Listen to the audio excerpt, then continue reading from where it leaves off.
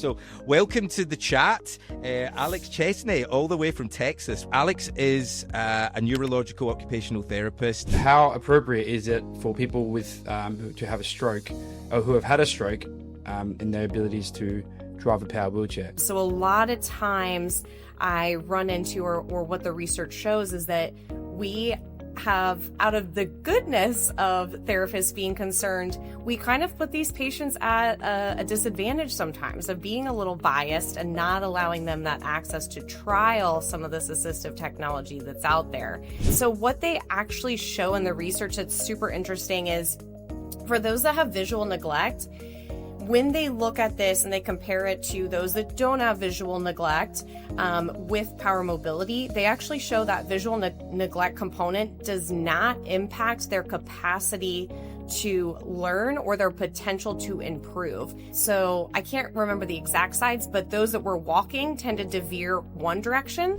and those that were in the power chair tended to veer a different direction. No way.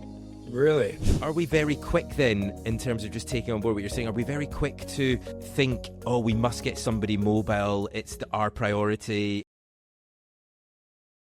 Hello, everyone, and welcome back to Wheel Chat. You're with your favourite guests. A favourite host, what am I talking about? Anton and Justin. Justin, how are you? Yeah, I'm good. But I think we are going to have our favorite guest. We've got Alex on today, and we just had a bit of a pre-chat before the podcast, and I'm actually so excited for this talk. Yeah, me too. But it was my job to introduce Alex, and you've already killed it. So let's just get straight in, because I actually genuinely... Who's Alex, mate? Yeah. Who's Alex? Tell people who is Alex. Well, Alex, but her Sunday name is actually Alexandra. So I know, That's right. But only Alex to her friends, which is everyone on this Wheel Chat podcast. So we're all good. So welcome to the chat, Alex Chesney, all the way from Texas. Which, as I was just saying to Alex before, I could listen to her voice all day. But just to give you guys an understanding before we completely get Alex and we can just listen to Alex all day. Alex is a neurological occupational therapist.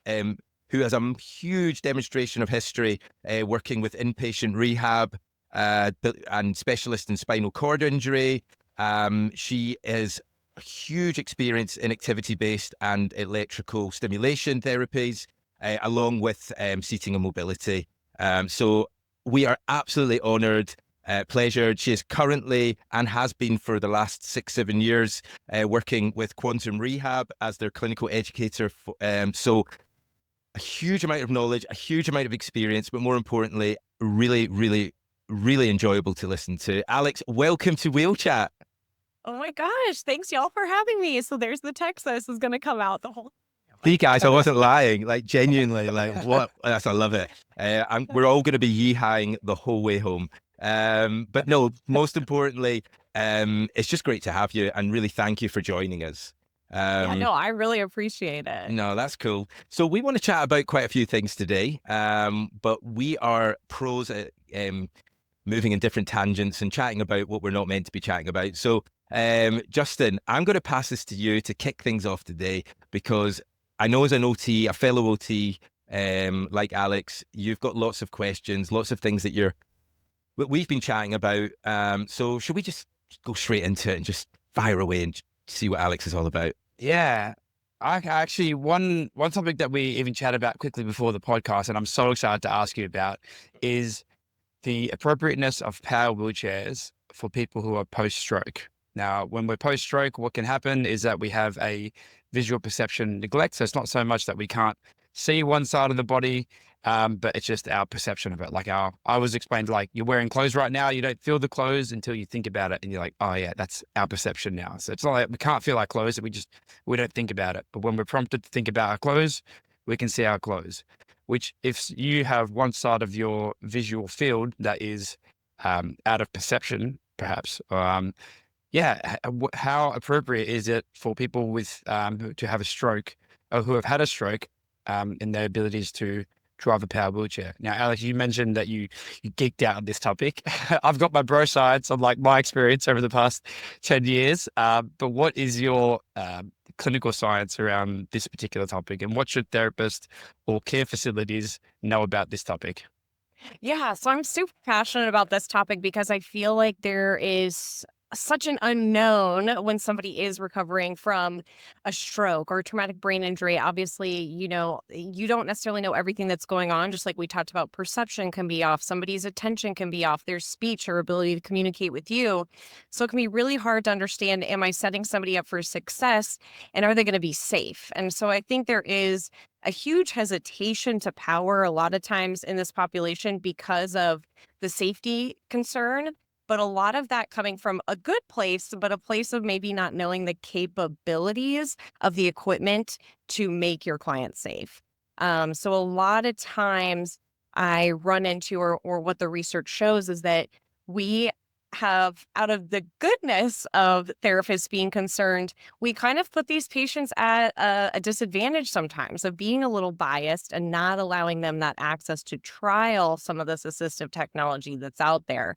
So when you look at that, I think the biggest thing is just, if you don't know, that's okay. Just collaborate with, those that do know, collaborate with other clinicians that might know tips and tricks, collaborate with, your providers, whoever's providing that equipment or who represents that equipment, and express your concerns, but we never want to take away that independence somebody could have.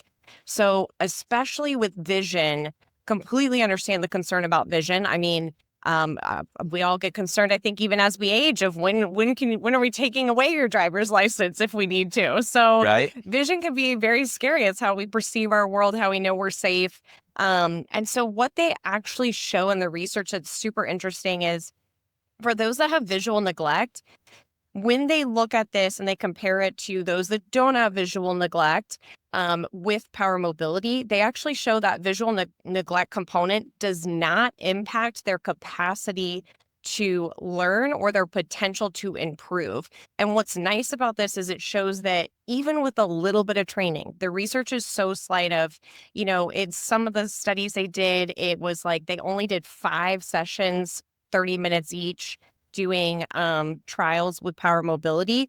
Other than that, they were never even in the power chair, and all of them improved about 30 to 40% of their capabilities.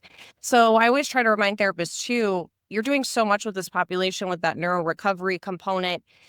Looking at the power chair or their mobility, that doesn't have to be your whole rehab goal. We're talking about, these studies were so realistic of, they only did it 5 times for 30 minutes. They didn't have, every session to dedicate to this, but that little bit showed improvement.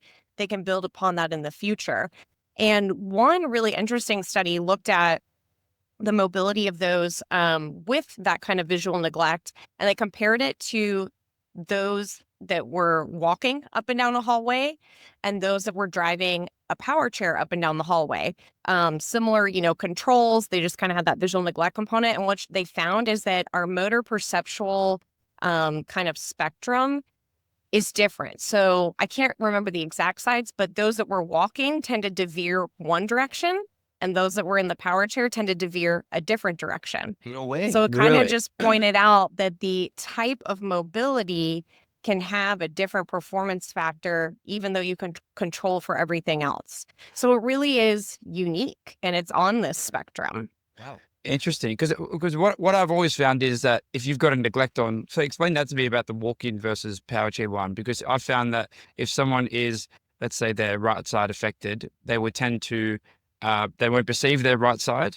So say they're driving down a hallway, and what they'll tend to do is they want to steer clear of the left side of the hallway, and they keep on bumping onto the right walls because they're not perceiving it. Are you saying that's different for when they're walking, or what can you clarify that They just found when they were walking, the direction of which they veered was different. So yeah, essentially which side they kind of favored. Now, I think that could be due to several things. They also kind of did a similar test looking at just those in power mobility, going through wide gaps and narrow gaps, kind of like doorways. They called it a doorway test. So on the wider doorways, they actually tended to veer towards their non-neglect side. Like they overcompensated of, oh, I know that I tend to run into things on this side, I'm going to scoot over to where I know I'm good, and they'd bump into the wall. Whereas if it's narrow, when it's narrow, you're like, okay, the side I'm paying attention to, oh my gosh, I'm so close to this door. So then they went and they hit on the neglect side. So it kind of makes sense. So I could see how if you're walking or using a power chair, depending on, where your attention or your focus is and what your environment is. They just see this difference of where you tend to kind of deviate. Yeah, absolutely. That makes a lot of sense, actually. The narrow and wide thing makes sense. I was also thinking, as you were talking, it would make sense that if you're walking, you would favor your good side because it's like your safety, right? I want to stay close to the wall. Maybe I want to grab onto a wall. Maybe I'm unstable, and you'd go to your good side. But if you're in a power chair, you're like, I don't want to damage the gyprock or the drywall, so I will go away from it. So that's actually, that's very interesting. When we're talking about people though in their power wheelchairs, how can a therapist know if someone is worth, like, is there sort of like a checklist of people who might be appropriate? Because the stroke can affect people amongst the spectrum, right? People can be severely affected and slightly affected. Is there any sort of things that they should be looking out for to be like, all right, if they've got this, it's worth even trialing, or should everyone just be trialed? What's your thoughts? Yeah, I think it depends. I think a lot of times, and honestly, why I kind of dove into this topic, and I can fully admit back in my clinical days, we are very driven by this recovery model, which is great. We want everybody to recover, but we have to balance all the things and look at the expense of what in their day. So a lot of times I feel like I'm getting feedback from those that are more the providers, and they're like, hey, will you talk to therapists about so many of these patients that are maybe getting a manual chair after a stroke? When they go home, they aren't moving around, and actually they're like laying in bed, or they're just not, they have too much fatigue. So I think a lot of times power is overlooked because it's just like, oh, you can just hemi-propel down the flat hallway of the hospital, 10 feet, you're good. And it's like, well, that's just not really realistic for somebody's day to day. So I think people forget that mobility component, it's not exercise.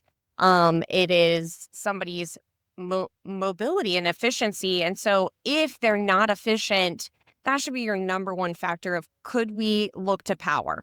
Now, you can go down a whole rabbit hole of what does that look like of, are we using a joystick? Do we need different types of drive controls? But even for those with the most profound deficits, I would say you don't know until you try, because there's no way, and they've shown this, there's no way that you can replicate what it's like to use a power chair in any type of assessment. You can't use switches. You can't use computers or things to try to mimic that. You have to put somebody in that chair and give them the opportunity to move and get that direct cause and effect, that vestibular movement. You're getting a lot of visual feedback, cognitive processing. So it's such a whole body process that there's not really this easy checklist. It's more of like, is the lower level mobility that we're trialing, is it the most efficient for them? They can focus on everything else in their day, and that mobility is going to be efficient for them without a doubt. If not, then let's look into, what are my options if I try to go to a power chair? Let's not jump to the conclusion of, oh, how do I transport it? It's so big and bulky. Yeah. No. Like, let's just first figure out, is that even an option for somebody? And kind of a unique story, but it kind of makes me laugh as a therapist because, we try to be as creative as possible. We were working with a gentleman that he was previously in the Disorders of Consciousness program. So he was minimally conscious, emerged, and he was in outpatient therapy. And all they were working on was neck flexion and extension. So I'm sure as a therapist, there's only so many ways you can think of how exciting it's going to be to ask your patient to look at the ceiling that's blank. So this therapist was just like, could y'all bring a power chair and, a head control? And we were like, sure. So all we did is we put him in the chair, and all they worked on was him looking up to the ceiling, but the chair would move. And then he would relax, and then he'd look up and move. And he was totally getting it. We did right and left for him. We did all the hard stuff, but it was way more motivating. Yeah. And it gave the therapist and the patient a chance to see, is this even something we explore? But for that day, it was just neck flexion and extension. We just happened to be in a chair. I love that. I actually love that. I'm definitely going to learn something there about just application of like thinking outside the box and just trying to engage that client. But I've not heard of that before. Like that's a new one for sure. But yeah, I mean, certainly such great advice.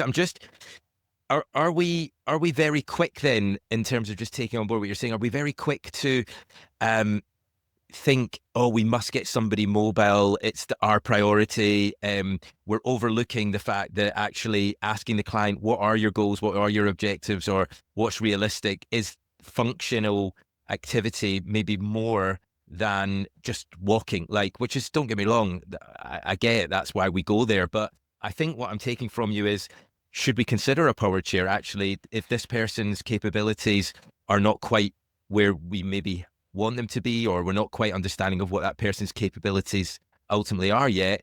Are we dismissing the power chair then a little bit in that stage, in that, at that point? Is that fair, or is that am I picking that up Yeah. right? Yeah, and I feel like I look at things a little bit differently. I try to explain to people that no matter what mobility device you choose, it's a tool. I'm never saying you're not going to walk. I'm never saying you're not going to recover. I'm saying this is a tool you need for right now, just like you might need a reacher or a sock aid or something like that. Yeah. This is just a tool. So I see it as kind of two buckets, that we're working on mobility from two perspectives. We have a rehab mobility focus, and that's more of, okay, what are your goals? And many times people are going to say, my goal is to walk. That would be my goal as well. We want to return to kind of that independence level. And so that's a great goal. Let's keep working on that mobility as a rehab. And we're going to do everything we can to focus on that. But then the other bucket is, what is your functional mobility? What's realistic that outside of that time that we are spending this concerted, focused effort on that recovery, what helps you live life? Because your recovery process is probably going to be a while. You had some complex reason you're even needing this equipment. It's going to be a complex recovery process. So how do we balance that to maybe get you to your recovery faster, because we're not physiologically burning you out? That's so cool. Right. Yeah. So I'm Right. I'm already thinking, like, does it need to be like, do you want to try your rehab chair as opposed to wheelchair? I like putting a little bit more of a spin on it, and a real, not being embarrassed about saying that or shy about saying it, to say, no, we actually do look at it as part of the rehabilitation process. Yeah, I love that phrase. I'm going to use No, that now. you can't, Alex. It's not. It's trademarked Dang it. it. Yeah. Trademarked already. Yeah, no, but I'm getting, there is something in this massively. I mean, I'm sure this is what you, I know this is what you do, and train and go around learning and helping people. But I think I'm only taking this on board right now. Justin, what are your feelings listening to that? Is that something that you I do think on a it's great. day-to-day? I think mobility can definitely be a form of therapy. And Alex, I like what you said. It's just a tool, right? Like, just say, like, our shoes are a tool for our mobility. You know, it doesn't necessarily negate one or the other. And I talk about this often with kids in mobility. You know, when the goal so much is for physical rehab, and of course the parents and the therapists and the physios or the physical therapists want the children to encourage walking. Empowered mobility can seem as something that's taken away from that. But there's definitely room for both in that aspect. And Alex, I love what you said earlier, that if someone's just at home, not engaged with the world, then that's not helping anybody. If the only way to mobilize is painful, slow, boring, you know, you mentioned for a stroke patient, you said, like, I think you said hemi-propelled, which could be like a foot propel or a lever drive or something, like that's going to get you from a flat surface to another flat surface. Like, if you actually want people engaged and mentally stimulated, then mobility is such an important tool. And I want to get back to that, like, how do we actually help people with that mobility post-stroke? So say we're with the client, right? The client's got a pretty dense hemiplegia, and we're really not sure if they can drive, but we've sit them up in the power chair. We've got the attendant control on there because they're a big guy and they don't want to push around a tilt and space manual wheelchair. So we definitely want it for attendant.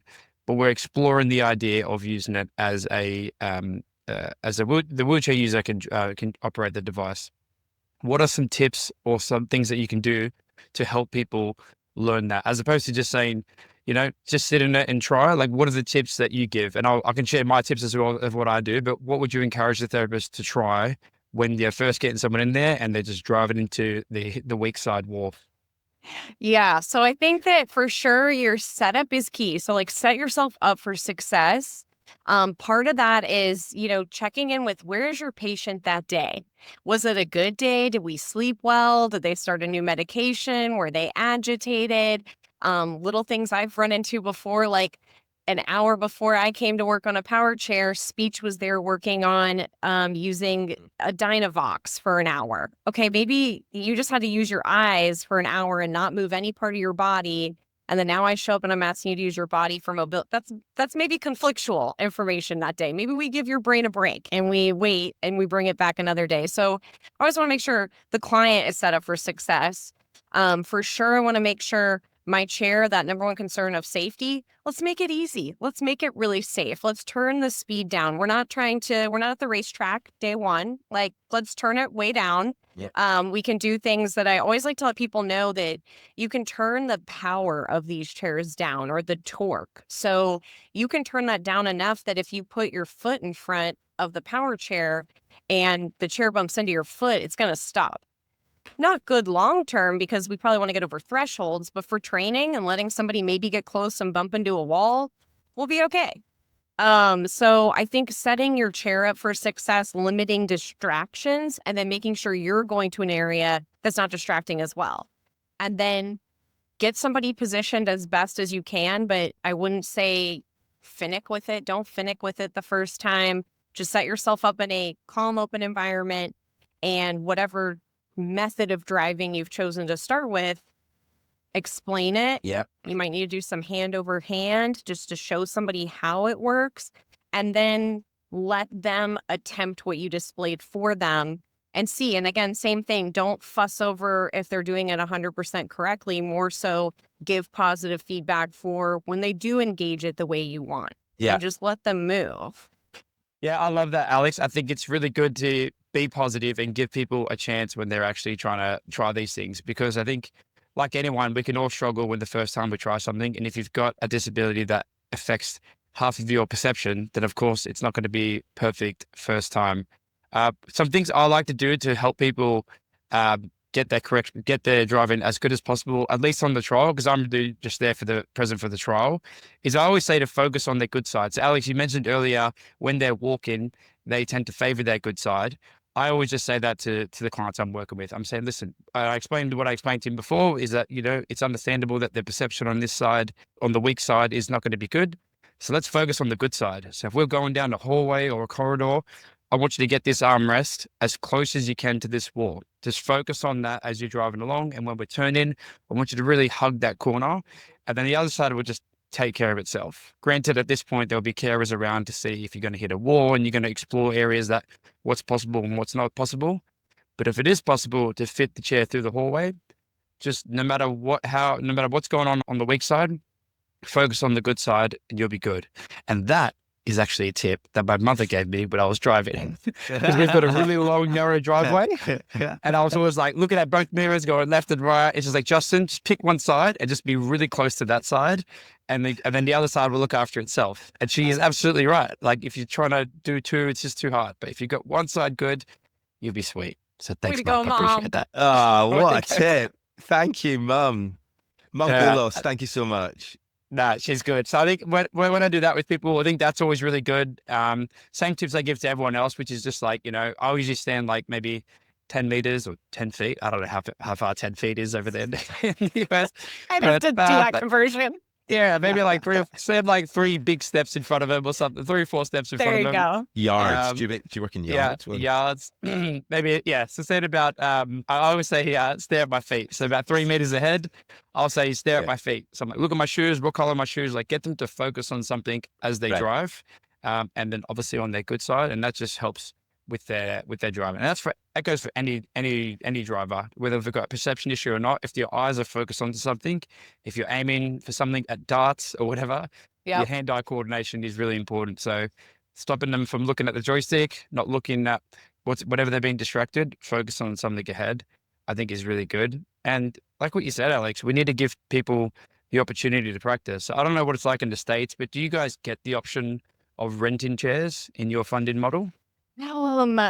That is a loaded question. No, not really. I mean, you can, if you're going to self-rent it, you can. A lot of times I would say We're really generous here that, again, I always just tell therapists and people, use your resources. Resources exist for a reason.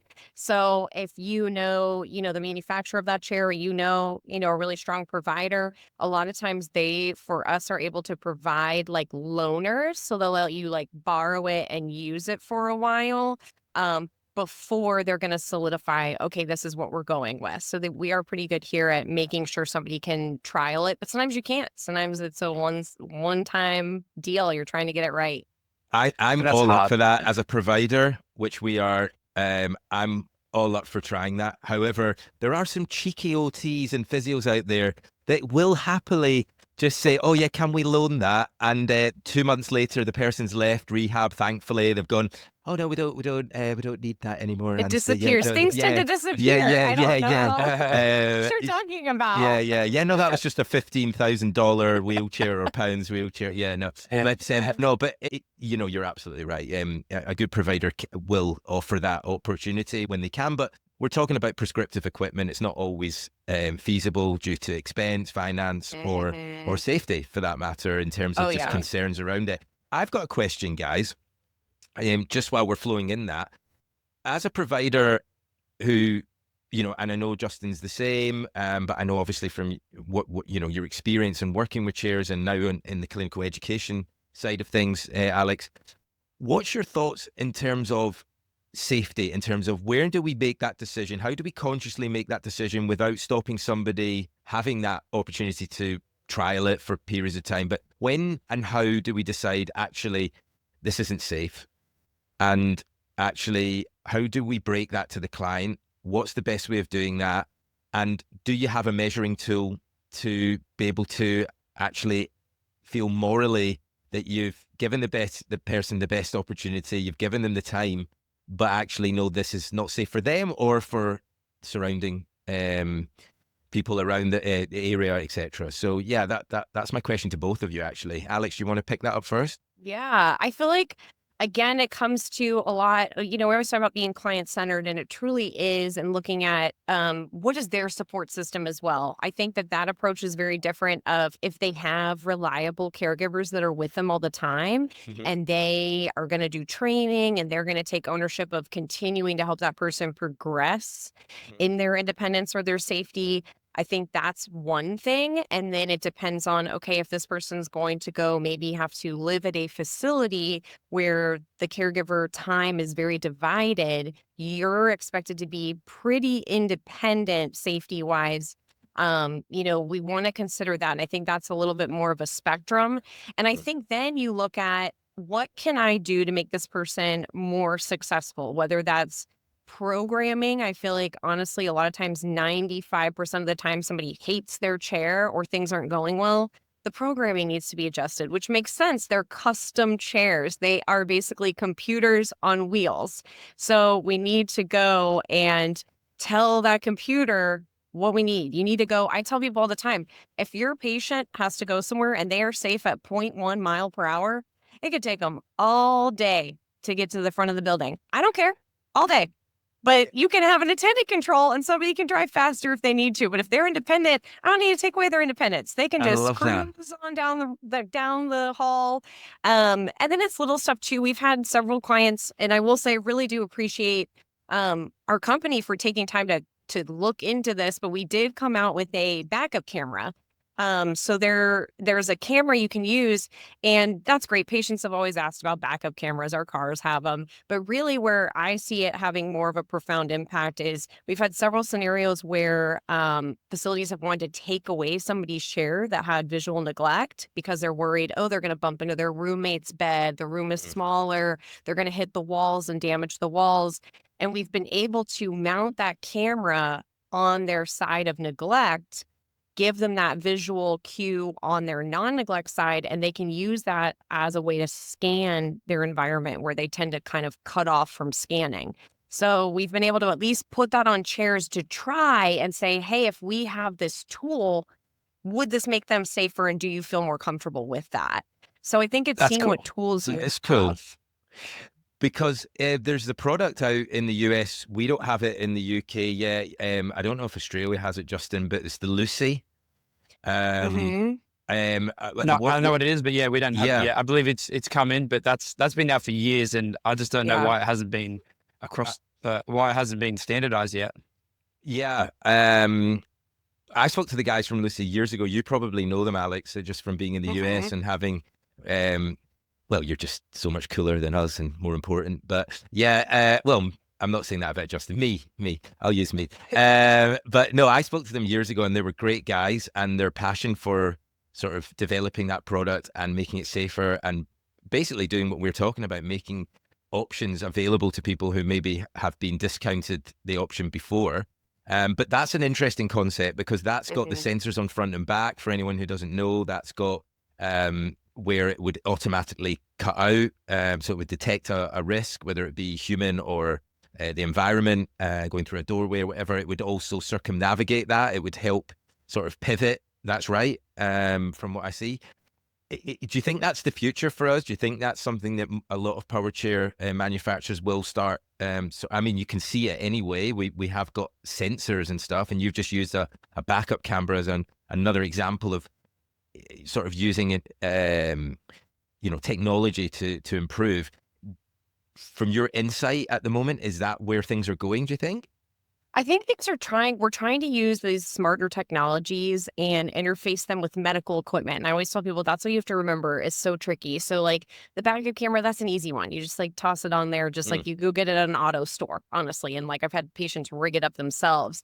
And then you have things like the Braze system is out there that is more of like our cars of where it tells you how close you are to something and it can either make noise, visual alerts. So I do like that when people are talking about cognition. I like that from the perspective of it's going to give me an alert, but I need to have decision-making capacity because I think that's where a lot of this, we have to make sure that we're using it as a safety backup. We're not using it to take over someone's performance. So I tell people all the time, like Lucy will stop your chair, which is great. But I tell people you still have to make sure, I know my car technology now, it'll stop. If I'm not going to stop, it'll brake for me. I don't go to every stoplight and go, all right, car, hope for the best. Like, it's there of if I'm distracted, if I'm too close. So that's where I just tell people you still have to remember it's not there to be a catch-all. It's there to be a backup. So we want to make sure first that person pays attention to that. But I think there's a lot of things. I think, Justin, I saw it from you that you got to saw at Rehab Care or somewhere, the one that they're like making it to where it can like scan your house. And it basically, it's almost like a Roomba, but it's on your chair and knows how to like guide you. Yeah, that's one I saw. That there was like a similar company that in Australia, they've got like these, it might be a dated technology, it might be a futuristic technology, but they've got like stickers on the roof or something that can like track where you are, kind of like your RoboVac. Yeah. But you could say like, so if someone's doing visual, if someone has got an eye gaze, rather than doing forward, left, right, all that, they can just be like, all right, bedroom, and then the chair knows to go here, and just like your vacuum, if your shoes are in the way, it will know that, it will drive around it as best as it can. But I think all those technologies are so interesting, and there's so much room for them in this space. I think it would be really good if you had those things to program them, because I know some doorways like you're almost like scraping the armrest as you're going in. So if you were like, that would annoy me so much. Oh, yeah. Or if it was cutting you out, it'd be like, sometimes you just need to like gently touch the wall as you're going through. Or the casters might need to do it. So I guess there's tricky bits there. Like imagine with the Lucy, if you're driving in your tight bathroom space and it is like does not compute, and you're like, oh, I'm stuck. So that would suck. Yeah, so I'm sure there has to be ways around that. But exactly what you said, Alex, there has to be like that decision making. People need to understand how to drive, and it should just be there as a backup. For the times that your decision making fails you, like it does for all of us. I think actually I just want to come back to one point that you were making before, Alex, which was actually really simple, and it's kind of resonated with me actually. And I think I've overlooked this more than I should have actually, which is programming. Because I program the chairs all the time, our engineers do, we all get involved. But actually, I think now I'm being honest with myself, maybe it's not such a natural go-to thought, like, should I just tweak that a bit? Because I normally think that on the point of handover a lot, but at the point of assessment, am I doing enough programming? maybe I'm not actually, if I'm being honest. Maybe that's something I do need to review on my own there. Alex, what would you say? Quantum has amazing expandable controls in terms of you can program it. What would you say are the top 3 things therapists should consider programming when they're doing a delivery for a client? What are the 3 most effective ones or the 3 most useful programming parameters that you've used that have really good effects on clients? So one of the biggest ones is definitely your turn accelerations. I feel like that's where you get the feedback the most of, oh, this chair's too finicky, or we go in the bathroom and I just can't even get out of there. It's just too squirrely. Like people just use these descriptions of usually when your chair is like a bunking Bronco here in Texas. You want to check those turn accelerations. Exactly. Don't, Alex. You're setting him off, Alex. I know. But that one's kind of a crazy one. And I think it's hard too. And when you talk about trials, I think that's an important one at some of these facilities, or when you've been trialing it and made programming adjustments, you have to double check. Like one time I had a chair with a client that I think there was a head array or a chin control or something on it. All right, well, at my hospital, they kind of just take stuff off and you're passing it on. And so I had a patient, just a joystick driver. That chair was crazy. I left it in the elevator. I couldn't get off the elevator. I literally left it and was like, somebody else got to get it. I can't get it out of the elevator because the turns were crazy, but it was set up for an alternative drive control before. So it doesn't go across the board. So definitely your turn accelerations are a huge one.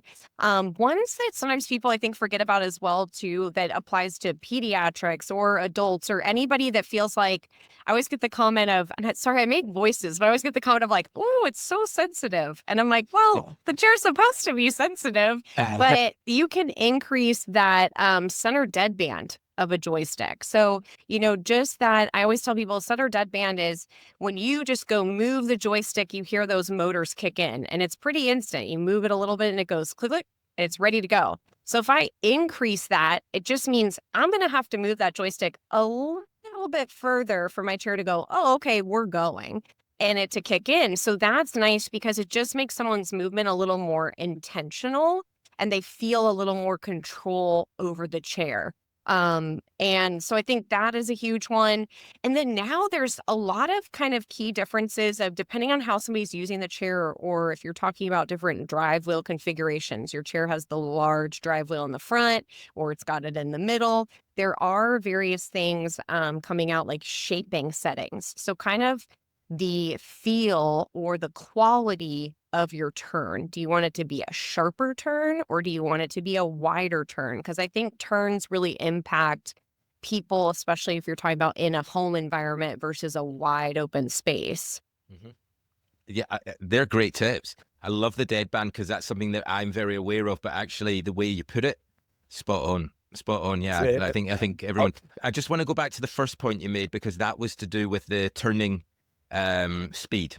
Yes, the turn speed, turn accelerations. Yeah, so it's just to expand on that to more for the listeners to understand a little bit in how you've explained just what do we mean by that and how would we change that and what benefit would that give? Just a little bit more on that, if you don't mind, Alex. Yeah. So sometimes when I'm mentioning that, you'll notice it a lot of if my turn speed or my turn acceleration's up really high, if I start then going into my bathroom and I'm trying to make a little pivot into the doorway, it might do what feels like it just whiplashes me.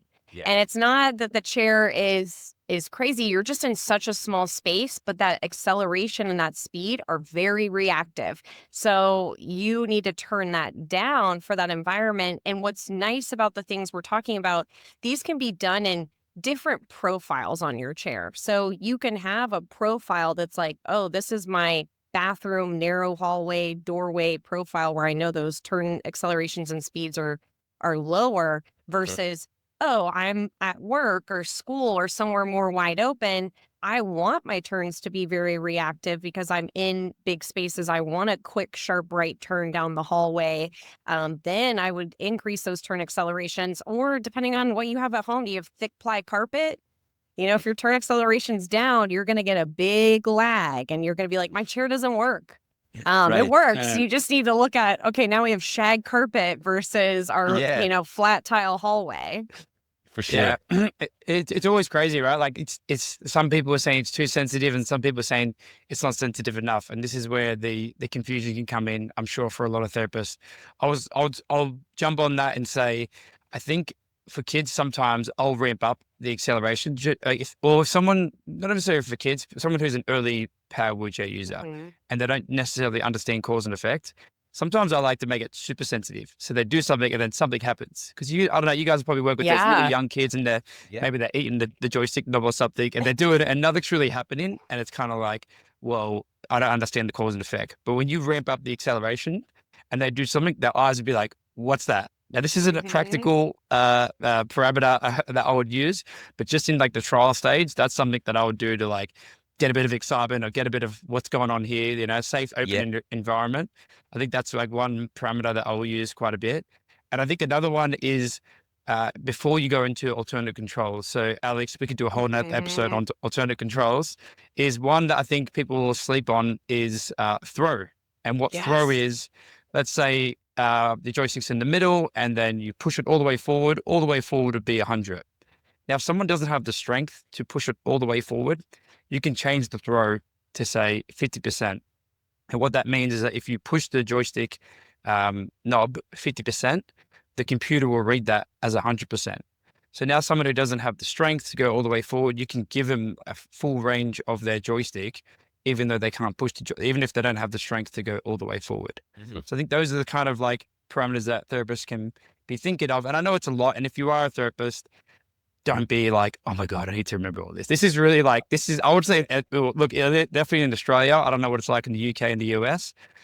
It's definitely something that would fall more into the ATPs and they should know about. So if there's any ATPs listening, make sure you speak to people like Alex from Quantum or your local Quantum provider or your local whatever provider. Whoever. And really learn about this stuff because this is like what can make or break some trials. 100%. And I think in closing, I think that's the thing, no matter what the chair is or who we're buying it from or whatever, the technology that we have now even, and we have had for quite a long time, we're really lucky, like the parameters in the program. So it is coming back to the understanding the program. I really have taken a lot from that point, Alex. I think that's just been displayed in our conversation. There's definitely a lot more training to be done around this. I think that too many times we'll go out and see wheelchairs that it's not a critique against people that have provided them. I'm sure they've done a great job, but they just say profile 1, profile 2, profile 3, profile 4. And that actually tells me that actually how much programming have they done? Because we, a lot of the time, would always promote exactly what you suggested: indoor, outdoor, chill out zone, whatever it is that person, bathroom mode, whatever those things. And that means that they've concentrated, they've understood the environment for the client, and they're working towards a better option for them. And then that can always be, we often go back, a month later, we often do a handover and say, right, we're coming back in 2 weeks because you're going to be able to tell us more in 2 weeks than what you can feel right now. Right? They're going to give us better feedback. I love that. I've been to the park. I've been here. I've been there. And actually, I wanted more of that when I was out. But when I was indoors, I'm really struggling with those couple of moves. Right, cool, no problem. Let's have a play. Let's have it. Because you never get it right on the day. There's no possible way of doing that. It's usually late at night. Somebody's having dinner and they're making it. You're doing a handover, and it's like, you need to get out of the house, right? You're there. You're overstayed your welcome, right? Oh, maybe that's just me. Actually, that continues in. I love that. You would never overstay your welcome, Anton. Everyone would love to have you in there. I'll that. Yeah. I'll say one more thing on programming before we wrap up, and I want to do our good take-home messages at the end of our message. Oh, yes. As much as you can program everything, I would also say don't jump to it. Like, I think, especially for attendant controls, Alex, you said it so perfectly. The first thing people say is, it's so sensitive. All right, you've driven it for like 4 minutes. Let's give it an hour. All right, let's put in our head that we need to do 6 hours of practice before we even do programming. And I'm not saying do it for everyone, but this is like, I think we can sometimes jump to programming too much. But like Quantum, the other brands out there, they do a good job on programming these things out of the box, and they're programmed this way for a reason. So as much as you have the option to program, I wouldn't say just jump to them, like have really purpose for it. Like I said, active throw with turning sensitivity, like what Alex mentioned, like have a real idea of doing it. Don't just start messing around with the parameters because you're like, oh, it's too hard to drive. Focus on your key characteristics, and we can do a whole nother episode on driving tips, but I think have people's thoughts in their head, like how long have you had your finger on this joystick? Probably 12 minutes, and you're saying that you can't do it. Let's Okay. get 60 minutes. And then once you've done that, let's do 6 hours. And then we can say, all right, is this a write-off or is this not? And this is where whether it be for an attendant or for a user, this is where rentals can really make a big difference, or really helpful suppliers like Anton who let you borrow it for 2 months. No, that's only just every so often, please. Okay. Everyone He's just goes, tossing that out there. see Anton if you want a 2-month free trial. Yeah. But we do rent, but this is not There a you promotion go. of Anton, but well, it can be. I mean, yeah, but no, joking aside, I think that's actually brilliant, Justin, because I totally get what you're saying. And actually, I'm thinking to myself, have I given that enough time? I mean, you do, that's a brilliant point. Like, actually, am I too quick to program? We should program, but are we too quick? That's great. That's You're right. That's what Alex was mentioning. So please give us some more take homes. Come on, Justin. Yeah. Well, I guess let's go from the start. So I think take home that I really like with Alex that you said that people with visual perception can learn, and there is evidence to suggest that. And I would love if you could link me that evidence so I could put that in my spiel when I'm speaking with therapists if they're not sure about this. I think that was a really good one. We spoke about the idea of programming and knowing the options of programming, but also not programming too much. I gave some tips for people about if you do have someone with a visual perception, focus on your good side, get really, really close to your good side, and then the not so good side will look after itself. I love the idea of what Alex said about mounting the reverse camera on the weak side, and then you can have like a double screen or something. I've never heard that, but that would be a pretty cool option. I think there's a lot of cool stuff coming out in the future about what's going to happen to help people with all this. Anton, did you have any other take-home messages, anything that you learned or you think the viewers should take away from this? Yeah, I mean, there's loads, but I mean, one of the things that just to sort of for me to close on is environment support is the key to success, is what I've wrote, and I think that support is why we're all here, why we're on the wheel chat, is what is driving us. It's why you get up in the morning, Alex, and probably, have that urge to help people, and it's where we're coming from. So whether it's support from far away or it's a family network or carer network, at the end of the day, if we all pull together, I think we're going to see, much more success. So that's just a great positive way to finish Wheel Chat today. I just want to say a huge thank you to Alex Chesney again for coming on and being an amazing guest. I've learned She was so loads good today. No, she really was. I mean, genuinely. so good. I could be losing my job here. But yeah. Alex, let's talk on this. Yeah. No, for sure. Alex, thank you so much. Justin, what does everyone need to do? They need to find a way to like, comment, and subscribe. I don't even know how you'd even do that. If this is on Spotify, I don't know how you do any of that stuff. But opportunity, You can save it. You can save it. there you go. If you can save it, if you can tell your friends about it, but also mostly just let us know if you want someone. If you are someone that wants to come on, if you know someone that should come on, if you have questions about certain topics, Anton and I will probably have the same questions or have a unique take on it. And we'll have a guest with another unique take. So this is what we're trying to do, is to bring a bit of fun into this, what people will see as a boring or scary industry. But I think it's fun. It's technology. It's changing people's lives. Let's keep it fun. I love it. Guys, if you have got any questions, like Justin said, please just email them over. All the details are below. Please just get in touch and we will fire them over to our guests. And I'm sure they'll be able to come back and help us, and we will answer those in the future. Thanks again, Alex, and thanks to everyone that's listening. Oh, it's a pleasure. It's a pleasure. Thanks to everyone that's listening. Don't forget, guys, you've been listening to Wheel Chat with Justin and Anton.